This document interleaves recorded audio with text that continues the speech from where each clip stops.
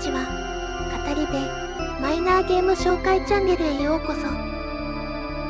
今回紹介する作品は不思議の城のヘレン。1分 RPG 紅白2011総合1位。あなたが選ぶ今年のベストフリーゲーム第2位。美しいドット絵とタイムカウント制のバトルが魅力の RPG。 5時間ほどでクリアできるボリュームながら、その完成度は極めて高い短編 RPG です。短いながらもストーリーも程よくまとまっています。音楽の品質もミディを採用していながらも良好。ゲームバランスも程よく、万人におすすめできる作品です。それではまずストーリーの概要から説明します。冒頭の紹介に止め、ネタバレは控えます。ご安心ください。小さな村で平和に過ごす少女ヘレン。今日も何気ない一日を過ごすはずでした。村の北の方角には遺跡がある。ヘレンは小さな好奇心から遺跡の探索を始めます。最初はただの小さな冒険のはずでした。しかし探索を続けるにつれ次々と隠されていた真実が明らかになっていきます。徐々に明かされていく不思議の城の謎、そして主人公の秘密とは。お次は戦闘システムについて解説します。戦闘は常に1対1の対マンバトルです。これに例外はありません。戦闘攻略の鍵となるのが行動ポイントです。手持ちのアイテムやスキルから1つだけ選択、表示されている分だけ行動ポイントを消費します。敵と比較して行動ポイントが早い方が先に行動します。先に行動した方が次の相手の行動に備えることができます。当然ですが行動ポイントが少ないほど有利です。行動選択できる内容はいくつかの種類に分別されます。盾、弓、魔法といったところ、敵も同じような構成をとっています。例えば魔法を連射中の敵には行動が短い弓が効果的。短い間隔で攻撃を繰り出す敵には剣や盾で戦うのが良いでしょう。それぞれ明確な長所と短所を持っているため、敵の行動を予測し、ベストな選択を心がけましょう。戦闘システムの解説は以上です。アイテム強化システムについても解説していきましょう。本作はヘレン本人はレベルアップしません。戦闘で経験値を得ることはできますが、そのポイントはアイテム強化に使用します。レベルは足す1から足す10まで、多数のアイテムが手に入るので好みや直感に合わせて取捨選択することが求められます。適切に選択してレベルを上げていけば良いですが、割り振りが適切でない場合は多少のレベル上げが必要になる場合もあるかもしれません。ここでは本作の評価すべき点を挙げたいと思います。本作はあらゆる側面で評価できる作品です。まずは戦闘システム。一見すると1対1のシンプルな戦闘に見えます。しかし本作のキャッチコピーは少しだけ考える RPG。 その名に恥じず、ある程度考える要素のあるバランスに仕上がっています。序盤の強敵であるグリフォンに少しフォーカスしましょう。この敵は攻撃力、防御力ともに高く、防御無視攻撃も行う厄介な敵です。剣で攻撃しようにも防御されダメージは通らず、弓で攻撃しようにも致命傷は与えられません。防御でも削りや防御無視攻撃が重なり、走行してるうちにチリチリとダメージは増える一方、かといって魔法を使おうにも隙が多く、減少期間中に大ダメージを受けてしまう。一見すると積んでいるようにも見えるこの状況。しかしこの状況でも少し考えれば攻略の糸口をつかめます。正解はぜひご自身の目で確かめてほしいです。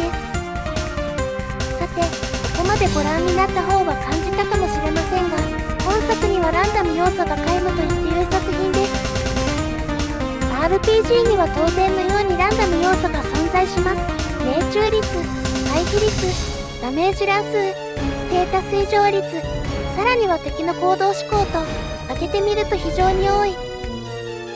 本作はそれらをほぼ全てシャットアウトしています。ステータス異常という概念はなく、ダメージも乱数なし、攻撃は必ずヒットするといった具合です。これには作者様の意図が介在していました。先に挙げた運要素はプレイヤーの意思決定の後にいやおうなく訪れてしまうことがほとんど。それにより悪い結果に転がりストレスが溜まってしまう。これらのランダム要素を排除させたいと思った結果、このゲームデザインに行き着いたとのことです。このように運要素を排除しつつゲーム性をもたらした戦闘システムにより、プレイヤーは運要素に頼らず勝つことへの達成感を感じることができるわけです。さらには、この特殊な戦闘システムをプレイヤーに体験してもらうための導入も大変丁寧で感銘を受けました。フリーゲームゆえ、すぐに操作を止められてしまうことを考慮し、オープニングから即座に戦闘を体験できるように工夫しています。昨今のゲームのチュートリアルよろしく、誰にあれしろこれしろと指示されることはなく、段階的に楽しめる標的やアイテムが設置されています。後に作者様は、多くのゲームのチュートリアルパートが退屈で嫌いだったため、ゲームを遊んでいて楽しいという情報を徐々に学んでもらえるよう工夫したと語っています。この丁寧に作られた体験型チュートリアルは、かの名作アクションゲームを思い起こすほどです。このように、一見するとシンプルながらも、バリエーションに富み、楽しめる戦闘システムに仕上がっていることがお分かりいただけると思います。戦闘をはじめ、ゲームを面白くしている要素の一つとして、とにかくよく動くドットグラフィックが目を引きます。主人公のヘレンはもちろん、ボス、雑魚問わず、とにかくよく動くことには驚きを隠せません。戦闘以外でもちょっとした所作にもアニメーションが実装されており、プレイヤーを飽きさせない工夫が感じられます。こんなにもよく動くフリーゲームは本作以外にはそうそう見かけないものであると断言できます。なお、このよく動くアニメーションにした理由として、敵側はただの一万円にしたそうなのですが、戦闘をしている実感が得られなかったようです。敵味方フェアなルール下で戦闘することは大事。そう考えた結果これだけのアニメーションが生まれたということで、素晴らしい関わりを感じます。作品の雰囲気を高めるための工夫として、マップについてもぜひ取り上げておきたいです。スクール2000で作られたため多少の古さは感じるものの、全体的に工夫を感じるマップ構成。要所には隠し通路もあったりします。まるで大昔のスーパーファミコンのゲームを遊んでいるような錯覚を受けるほどでした。これだけでもゲームとして十分合格点なのですが、本作はストーリー面でも評価の高い作品です。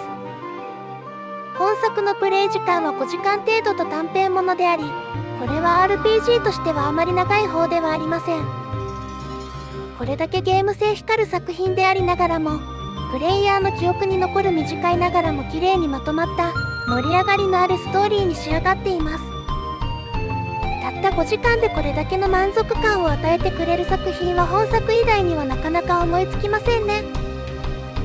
もう一つ私が驚いたのが、本作がもともとは VIP RPG といういわゆるアングラの世界からの出展であったことです。VIP RPG とは当時2チャンネルのスクールスレッドにて作らうたちが作品を持ち寄り、感想を出し合うという、ちょっとアングラな感じの場所です。ここで驚きなのが、なんと2023年となった現在も定期的にイベントが開催されているようです。どこかでビップっぽさ、アングラっぽさ、身内ネタなどが仕込まれているんじゃないかと少し邪推していました。しかして、その心配は杞憂に終わりました。物語は真面目そのものであるため、安心して遊べます。それでいて VIP RPG 定番キャラの名前があるなど、実はひっそりと VIP RPG 要素も入っており、知ってる人は楽しめる構成になっています。知らない人も、知ってる人も楽しめる、本作はその理想を体現した作品ということですね。そしてこれが最後の評価点です。本作は BGM も高品質なものが揃っています。スクールでフォルトの BGM もいくつかありますが、ボス戦 BGM や終盤で流れるイベント BGM はなかなか記憶に残る曲に仕上がっています。それでいて本作の曲はほぼ全てミディ楽曲です。29曲中 MP3 はたったの1曲だけしかありません。容量は全部含めてもたった 7MB しかありません。MIDI の使用上軽容量を確保できる反面単調な音しか出せない傾向にあります。またパソコン本体の再生環境に大きく依存します。時代の変化とともに1曲あたりのボリュームはおよそ大した問題ではなくなり、長所が失われたことでMIDIは徐々に表舞台から姿を消してしまいました。現在メインで普及している Windows 10でも一応MIDIは再生できますが、ベストな再生環境とは言い難く、ある程度 PC のカスタマイズを強いられることもあります。つまり28曲も複雑かつ良質な MIDI 曲が揃っていながら、その全てを最新の Windows OS のデフォルト環境で再生できる、なかなか気づきにくい点ですが、これは確かな長所です。最近のスクールゲーから入った人には分かりづらい評価点だと思いますが、ご理解いただけますと幸いです。ここからは問題点を述べたいと思います。なのですが、正直に言って問題点はありません。評価点の項でお話ししたようにその全てが高水準、問題となりそうな箇所を探したのですが、正直言って見当たりませんでした。そういえばプレイ感想を上げている人の中で隠し通路がノーヒントで分かりづらいと言っている人が若干名いらっしゃいました。しかしこれは私の中では大した問題とは思っていません。なぜならヒントは必ずどこかで提示されているからです。ノーヒントで無茶な攻略をさせるのではなく、しっかりと探索をすれば本作の全てが理解できる。これもまた評価点の一つとも言えるのではないでしょうか。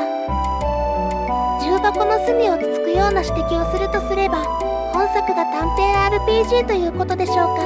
長編ものをじっくりと遊びたい人には不向きです。キャラクターの総数も少ないですし、物語も短い。このシンプルな戦闘システムに関しても短編だからこそ、最後まで飽きずに楽しめたと言えるかもしれません。問題点の解説は以上です。ここでは本作公開後のその後の動向をお伝えします。概要欄でも紹介していますが、本作は2016年に Steam で販売されております。フリー版との違いは2つ。1つは日本語だけでなく英語にも対応していること、もう1つは隠しダンジョンに行くことができます。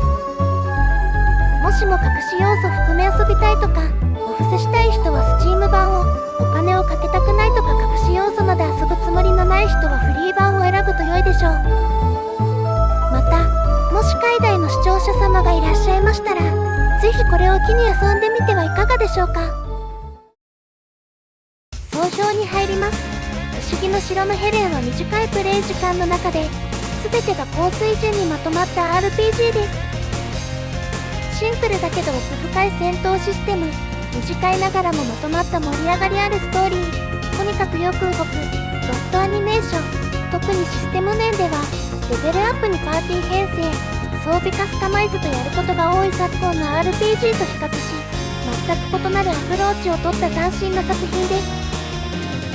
RPG が好きな人にはきっと刺さる作品だと思います。